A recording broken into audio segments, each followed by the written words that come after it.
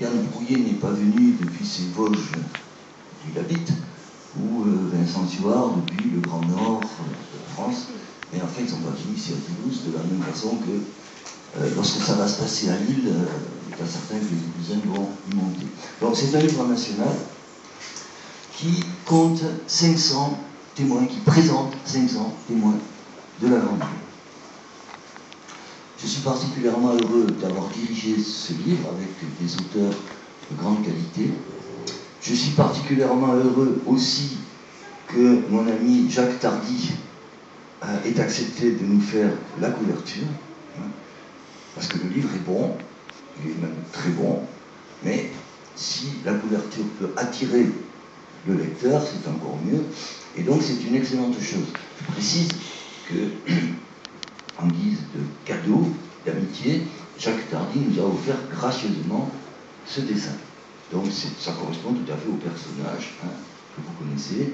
Quand on lui offre la Légion d'honneur, il n'en veut pas, et quand on lui demande un service, il l'accorde immédiatement. Enfin, pas à n'importe qui quand même, il faut qu'il y ait une certaine connivence, et notre connivence au départ avec Tardy, c'est les carnets de guerre de Louis Barthas, que j'ai publié pour la première édition en 1978, et qui continue à être toujours dans les rayons des librairies.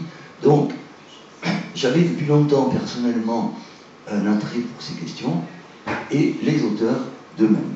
Alors, heureusement que ces auteurs sont là, parce que vous avez constaté à ma voix qu'il y a quelques problèmes. Je parle de ce livre depuis 3 semaines, j'ai pris froid aussi en plus, et donc ma voix n'est pas très bonne.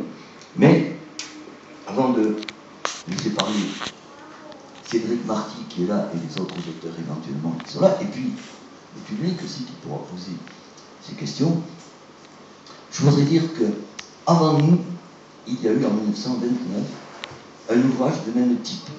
C'est le fameux livre de Jean Norton Crue, qui a analysé environ 250 témoins de la Grande Guerre. Avec comme caractéristique évidemment qu'en 1930, les seuls auteurs de témoignages qui avaient eu le réflexe d'aller trouver un éditeur, c'est-à-dire de publier leurs livres, c'était des intellectuels ou des gens des classes supérieures.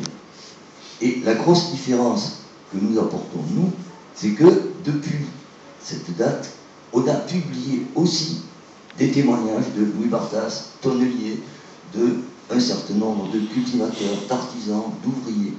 Et nous arrivons à un total de 50% de témoins d'origine populaire. Cultivateurs, ouvriers, artisans, instituteurs, petits commerçants. 50%, c'est pas tout à fait le panorama de la société française, mais c'est quand même déjà pas mal. Voilà. Là, le premier point. Tous les auteurs de ce livre, il y en a 33, se sont intéressés à un moment ou à un autre aux questions de témoignage, soit à un individu en particulier, soit à plusieurs.